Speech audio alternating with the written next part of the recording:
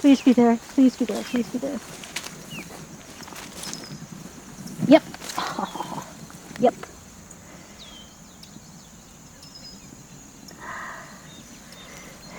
Okay. Their eyes are consistently open, which is a day 5 feature. You can see this beautiful yellow gape, and as she gets older, she'll get more feathering on her body. Yeah, so this is about a 6-day-old chick, not old enough to avoid being flooded. So she still needs to be arced. Okay, 2 more days, guys. Hang in there.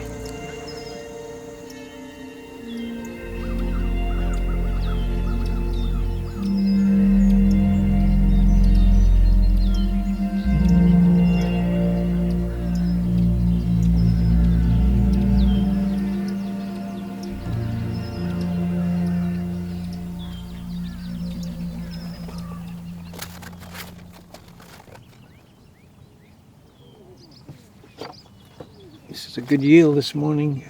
1, 2, 3, 4, 5, 6, 7, 8, 9, 10 birds captured. Fantastic. Yeah. Okay. What's that one? Unbanded male right now. Is that the theme of the day? Unbanded males, Those huh? two go over there. You see why they call them sharp-tailed sparrows in the Oh, old days? yeah. Yeah. Back when Steve and I first started birding, and what Sure. century was that? I've been studying this bird for 33 years. We banded her last year. She was a nestling. I'm a co-director of the Saltmarsh Sparrow Research Initiative.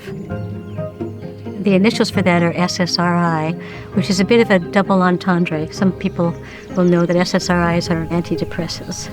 20.6. The saltmarsh sparrow is a saltmarsh specialist. It can nest only in salt marshes. It's an inflexible species. The salt marsh is almost a magical ecosystem. It serves as a buffer, protects the coast and all of the beings that live there. It's an area that traditionally has had a lot of food and very few predators.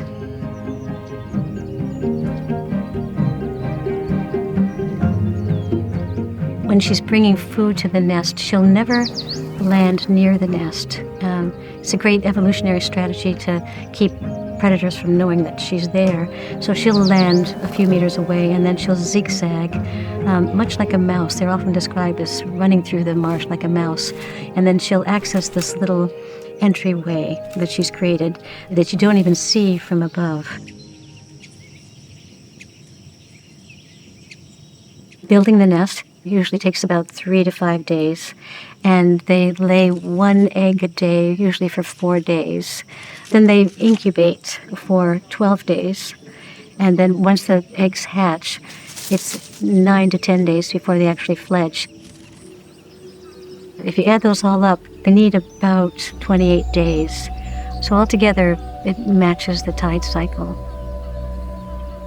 It's so tightly timed that there's not much room for randomness or changes in weather. If they're off a day or two in the tide cycle, then the nest is often unsuccessful. We're almost certain that this marsh won't be able to support this species and most of the other species here within a couple of decades. Part of it is simply the global warming and the rising sea level. There's just going to be too much water here. That 28-day window that they depend on between flooding tide cycles is going to shrink. Many of the nests are going to flood. The population has declined at least 75%, and the average rate of decline is 9% per year. It's very likely by mid-century, the saltmarsh sparrow will be extinct. U.S. Fish and Wildlife has been studying when to officially list this species as endangered. And for reasons a lot of us don't understand, it just keeps getting postponed, the decision. My fear is we'll have waited too long and said, well, this is what we should have done. Some of us are saying, what can we do now with the resources that we have? All right, I'll show you go to look for it. Go ahead. It's actually good practice, Cooper, to practice to see if you can find it. It's going to be kind of in line here. And go ahead. You can use your hands and. So you said that one's been been. Yeah. Yeah. So you see this one, even though the nest is perfectly dry and beautiful, if you hold it up to your cheek, you can tell how cold it is. Your fingers won't tell you because your fingers are cold. Oh, it is very cold. It's very cold. Yeah. So she's abandoned this one. Most days we'll go out and look for nests. You are looking at grass and it just all looks like grass. Everything looks the same. Trust your instincts, Cooper. They're good. With the grass, they kind of make a canopy out of it. They like bend it in all sorts of different directions. So it blends in extremely well with the marsh grass. Because of this elegant design and because it's so well camouflaged, it's a real challenge to find these nests. The way that the vegetation is aligned is almost hard to put into words. Yeah, in the beginning it's awkward, right? Yeah. And then when you get it, you get it. Yeah. Okay. My favorite part is working with the young people. They are so earnest, and they're trying to develop some field skills because they're interested in careers in conservation biology, and the three of us co-directors are all for supporting them to do that. This is the definition of hope, that little pink flag. Okay. That's definitely my favorite part, and just seeing the awe when they find their first nest.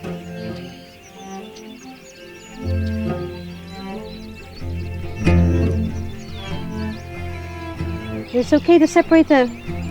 Yeah, it's going to be in the thatch. You got it. Good. Okay. Super. Hey, good job finding the nest. Thank you. It's not easy, is it? It's not easy, but with practice, it's doable. it'll get easier. Yeah. So the first time someone finds a nest, we throw them in the Warren River. It's their rite of passage. I did tell you that, right? Mm-hmm. Okay. All right.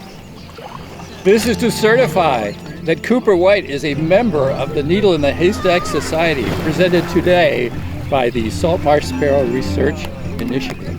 Congratulations. Thank you very much. Well deserved. That was fun.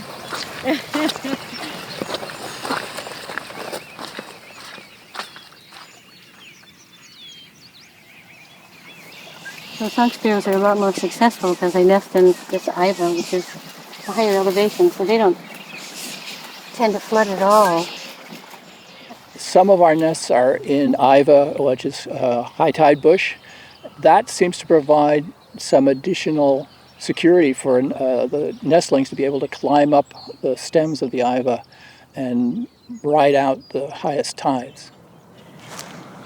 Oh yes, this is a smart one. Look. We got some high tide bush here, so there's some protection from the wind and from the rising tide.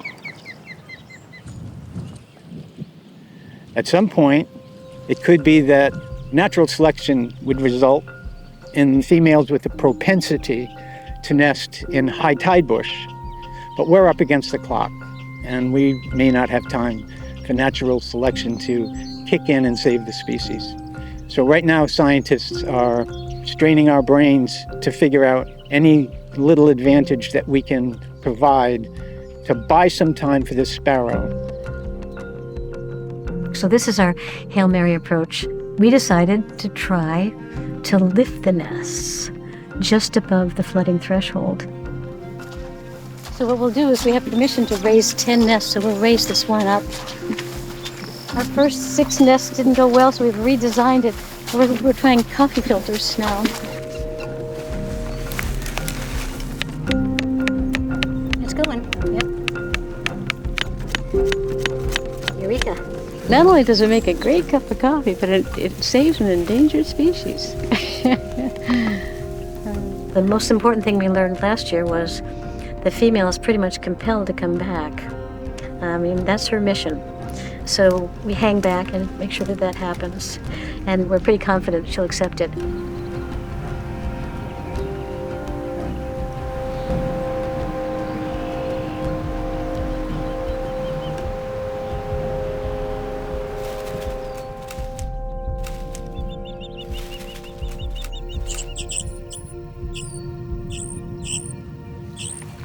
Yeah, so we're very excited that the females accepted, these coffee filters. They've accepted them, so now the question is, are they going to accept the lifting?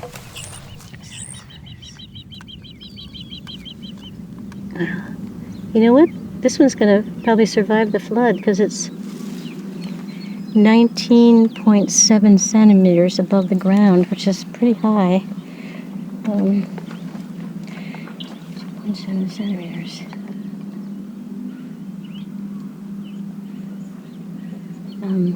But yeah, you know what? I got my money on this one. That might be enough.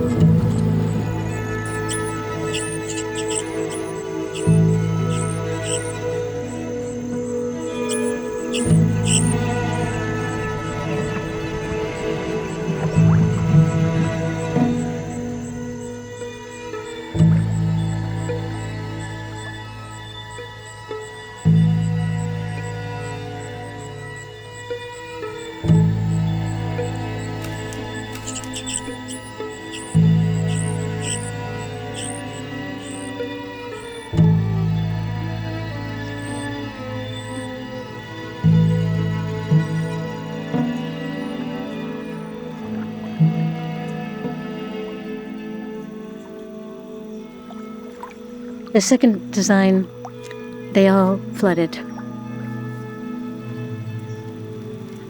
We weren't able to lift it to the maximum that we needed to.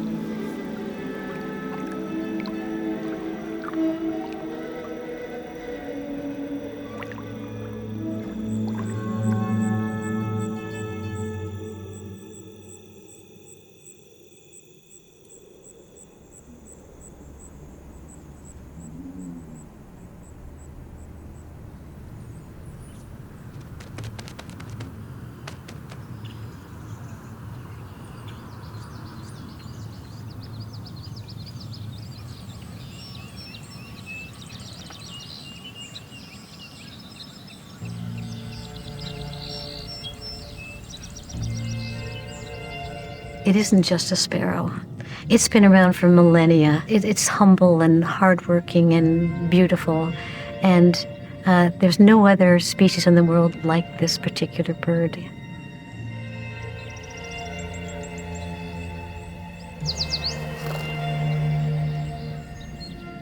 It will be grieved when it's gone. That's how I think of losing this incredible species. It will be a loss. It will be felt. And most of us have to figure out what to do with our anger. Not just the loss, but the anger with the loss. But then how to channel that to prevent future losses.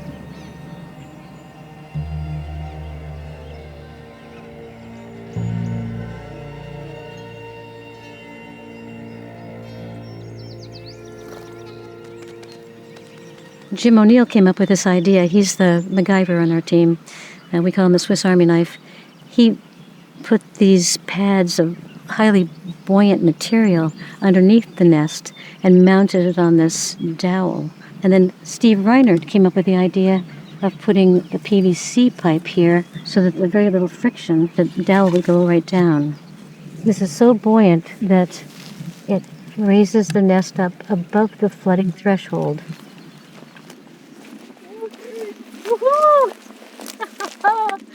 Way to go, Jim.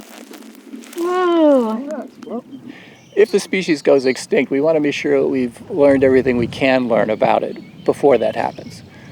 But the more hopeful person, me, says we're going to learn something that's going to allow us to save the species and not let that happen. And in doing so, save all the other species that live on the marsh, because that's really the big picture, is that salt marshes are a very important kind of ecology. And we can't have a planet without them, so we really need that.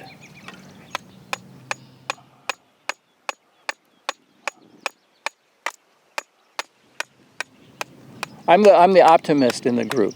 I'm always the one that when the people talk about this species is going to be extinct in 35 years or something like that, I'm always the one that says, maybe not. So it's never been done before. This is the first time we're trying this, and the jury's still out whether it's going to work, but I think this is probably the last hope. We'll see. You ready for this? You might have to have a graduate degree. You put your finger in the hole. Oh yeah, I don't know if I'm qualified Yeah, for that well, yet. yeah. We trust you. You're precocious.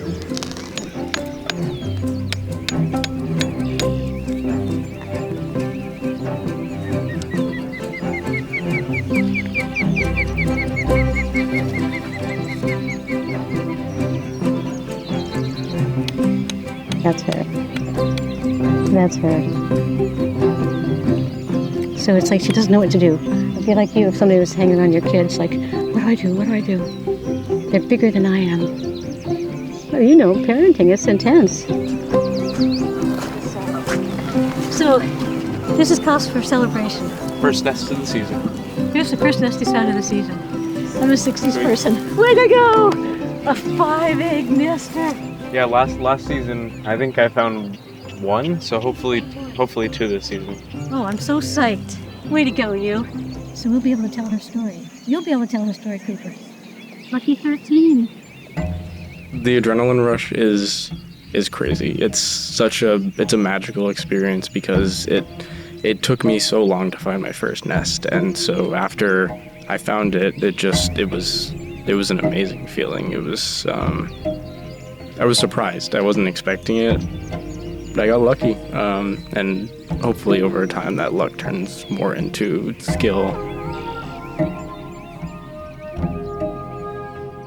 The outlook at this point is not looking very promising, but that really doesn't diminish our spirits at all. I think that there's always a chance that things could turn around for the better, so I'm not gonna give up hope on that.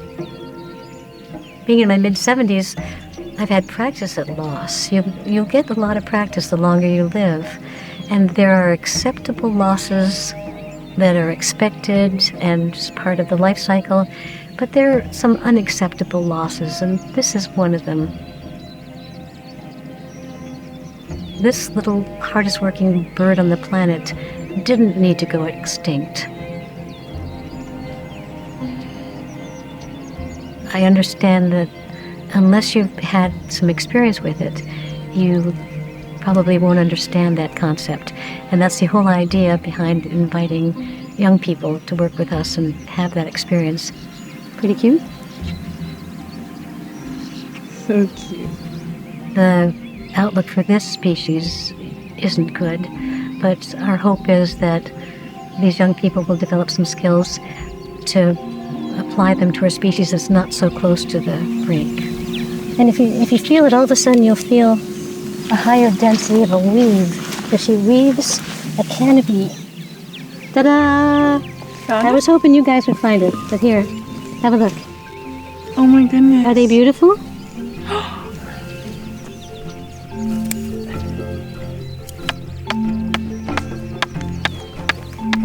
One chicken and 2 eggs. Would you ever be able to know that there's a nest in there? Otherwise, you know what, they wouldn't have survived. So it's right here. Is that cool? So this is the one we're going to arc.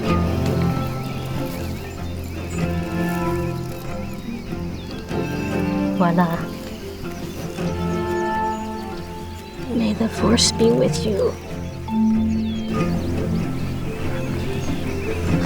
Got a really good feeling about this.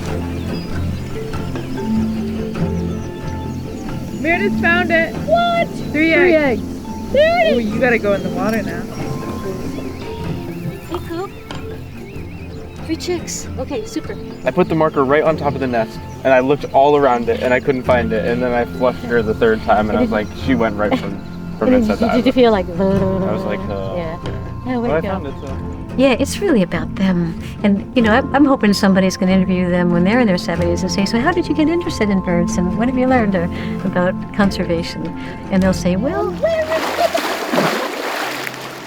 What a day. Thank you for letting me join. I'm so glad you came here. so nice to meet you all. You really helped out.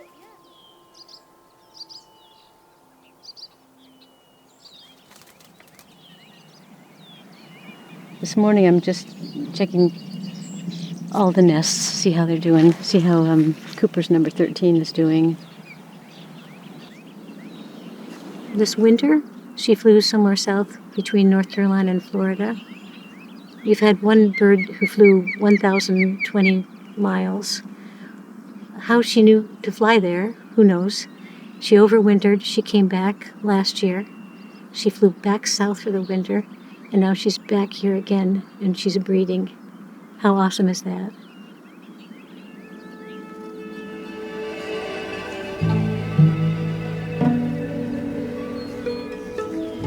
Great.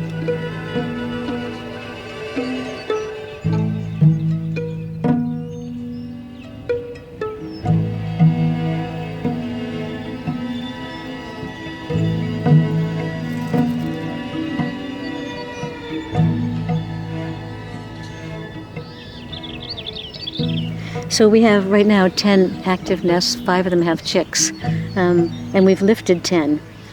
So we'll have to wait till the cycle plays out to see. But so far, so good. The jury's out, but we should know soon. We'll certainly know by August whether this works. Fingers crossed.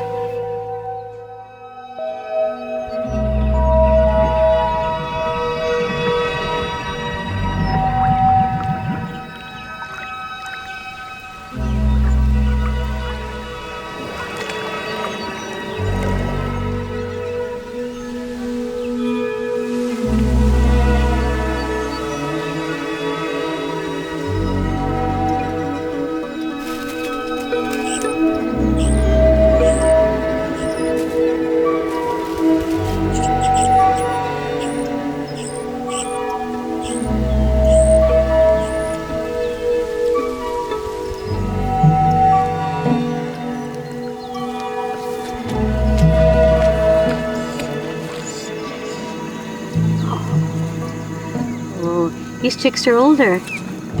Awesome. You can see the tips coming out of the wings, and you can start to see a brownish appearance on the body feathers, typical of hatch day 8, and more feathering on the actual body. This beautiful beige fringe on the wings, too. A little more active. More mobile, better motor control. Yes, okay.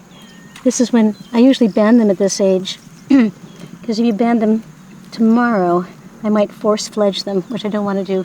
Left to their own devices, they fledge on day 9, so I don't want them to be fledging on day 7 or 8. Yes. Just make sure the R can go up and down. Yep, no problem. Great. Yeah, a lot of mobility there. This veg is very helpful. Good choice. Nest site. Yahoo!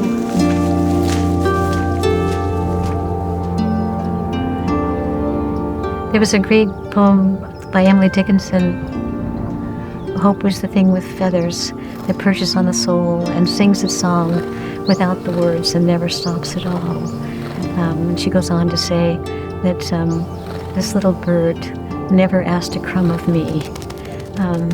But I think we're at the time where this little bird is asking a crumb of us. Our crumb is a little $6 nest holder that we've cobbled together to see whether we can't just lift this nest right above flooding thresholds for now until we perhaps find another solution. But it's the best we have to offer now.